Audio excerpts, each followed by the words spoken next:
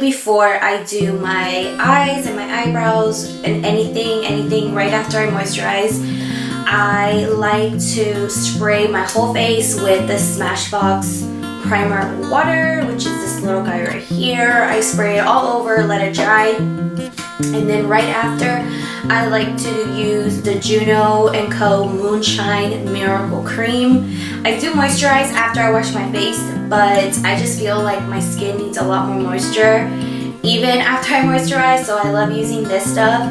And after I put these two together, then I will start working on my eyebrows and my eyes and let that set in the skin while I do that. So then after that sets in and I'm ready to start my foundation, after I finish my eyes and my eyebrows, then I will move on to primer. I have so many different favorite primers that I use, but the one that I've been really like always reaching out for is the Touch in Sol Smooth and Pore Covering Primer, which is this little guy right here. It's like a little pink primer.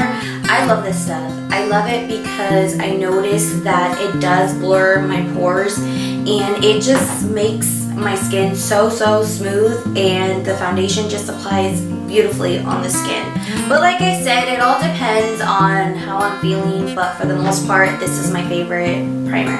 So the foundation that I'm going to be using today is the Double Wear foundation by Estee Lauder. Of course, everybody knows that this is like my go-to holy grail. Ignore the pump, it is so nasty. I need a new one, I know. And I am in the shade Rattan, I think that's how you pronounce it. I've been using this foundation for over 15 years and I absolutely love it, so that's the one I'm going to be using today. And I like to apply it with my Juno & Co.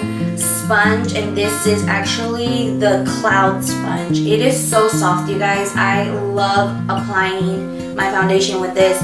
Ever since I got it, I don't use anything else to apply my foundation, so that is what I'm going to be using today. And let's get right into it. So I'm going to start with this side right here.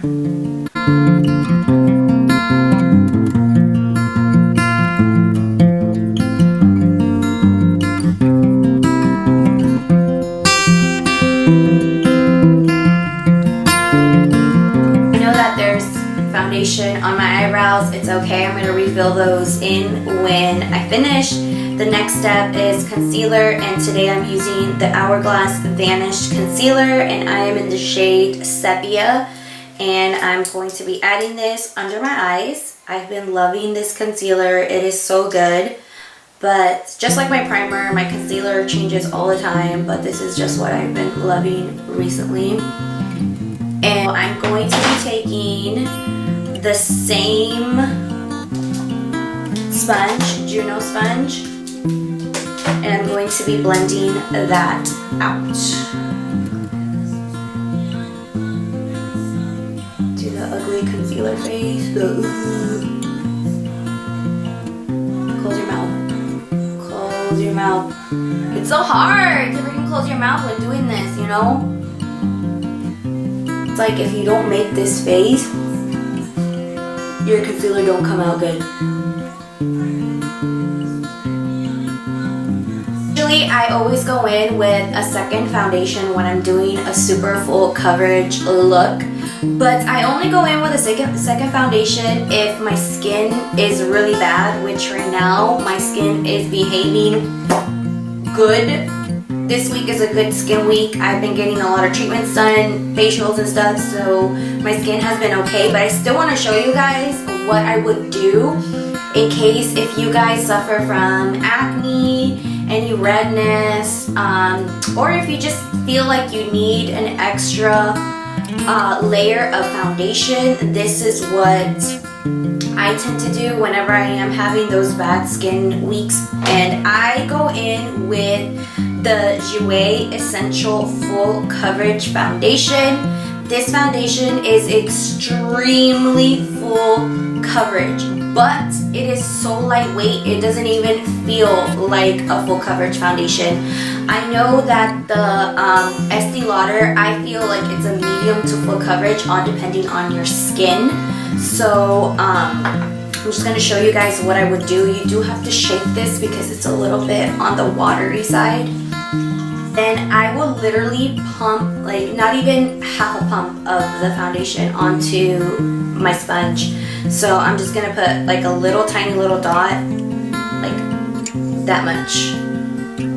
That right there, that's all you need. Do is I will only add this on the outer parts of my face because after concealer you really don't need that heavy foundation right underneath your eyes because that's just gonna make it look super cakey. So I always go in with a very light first layer of foundation, and then I'll do my concealer, and then I'll go over the spots that I feel need more coverage versus putting on a thick layer of foundation, then concealer, and then another layer of foundation. No, that's just too much, and nobody really needs that much foundation. So I'm going to just dab it. What I do is I just dab it around right here. And you can already see like the little pimples that were there, they're kind of just like disappearing. But just those little pimples, I don't really mind. And then I'm going to set my whole face, and I'm going to do that using the Maybelline Fit Me Loose Powder. I like to bake after, which I'll show you guys, but I like to go in and set all of my foundation in place, and I go in and I pat it. I do patting motions, and I use these little puff sponges. I get these at Walmart, and I just pat it all in place. You don't want to drag it because then you're just going to move everything that you just placed on the skin, and you don't want to do that.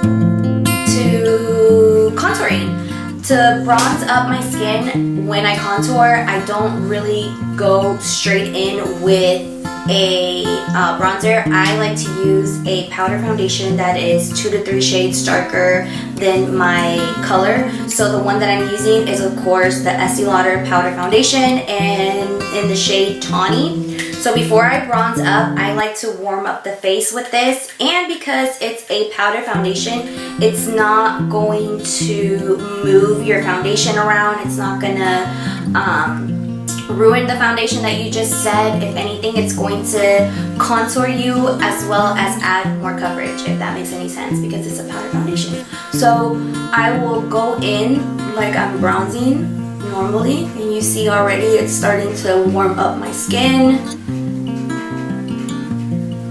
And I will do this in all the areas that I'm going to put bronzer.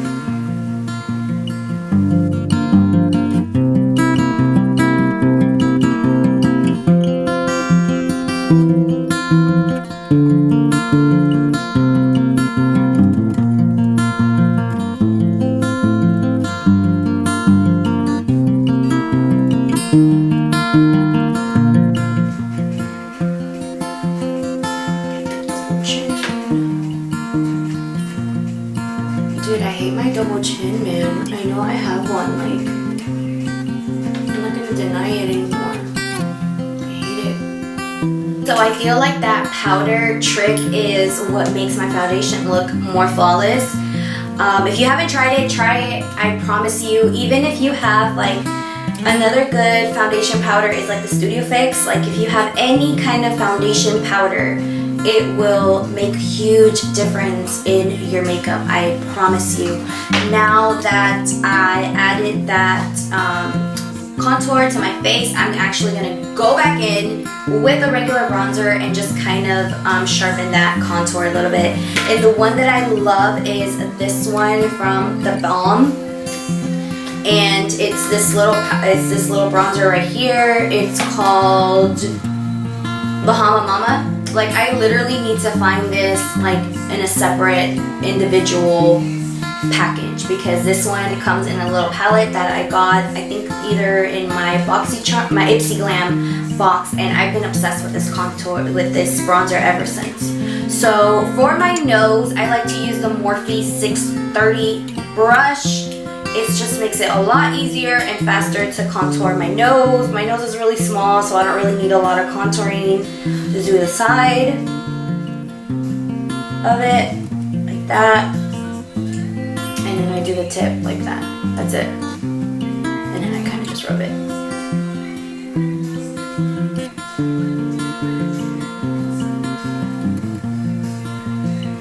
See it? I don't really like a heavy contour on my nose. I don't like to look like a drag queen. And then again, and I forgot to show you guys that the contour and the bronzing brush that I use is the Morphe R14. It's in the rose gold edition that they brought out. And I'll grab some of that bronzer and I will start bronzing up. Now for this, I don't go as fast as I did with the powder. I'm just gonna take my time and just lightly bronze it.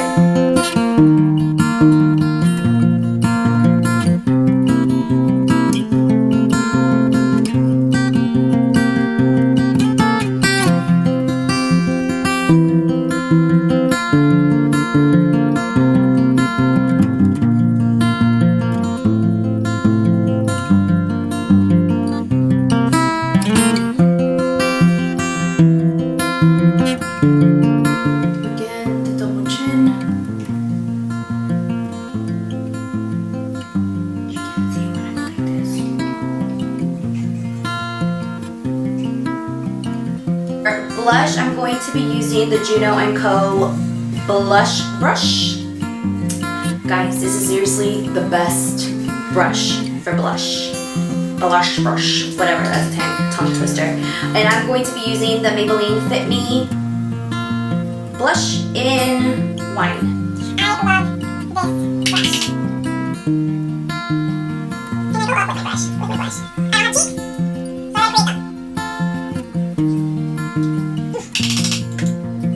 so I create them. To bake, I use the Cover FX Perfect Setting Powder, and I'm going to show you guys how I do it. I put it on with a beauty blender because it's just a lot more thin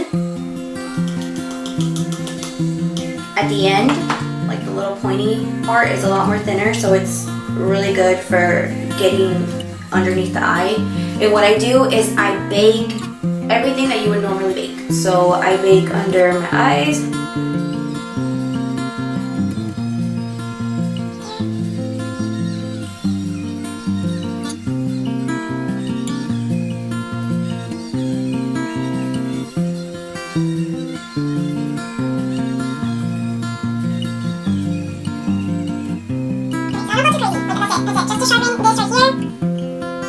Camera decided to die on me, but I went ahead and I refilled in my eyebrows. I fixed the bottom of my eyeshadow while I was baking. I don't like to bake for more than maybe like 3 or 4 minutes because I have dry skin. If you have oily skin, you can go ahead and bake for a good 5 to 10 minutes if you want, or longer. It's up to you, but I personally only bake for like about 3 to 4 minutes.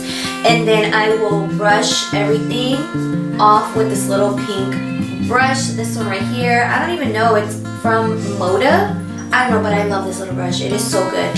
And what I do is I just like go in circular motions and I remove all of the baking powder.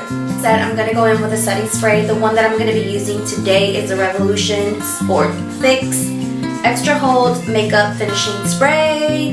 This stuff is really good and it's very, very affordable. So we're just going to spray the face. Whew.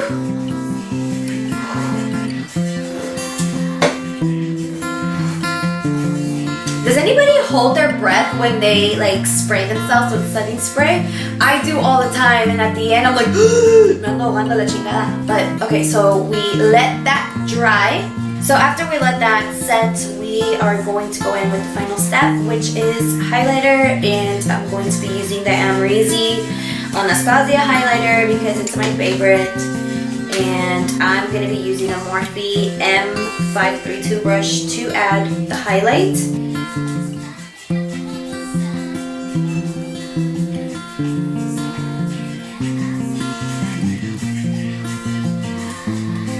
I'm probably putting this highlight wrong, but I just put it however I feel works best for my face. Everybody, that's the good thing about makeup is that I feel like there's no wrong way to do your makeup as long as whatever you do makes you feel comfortable and makes you feel confident, then do you.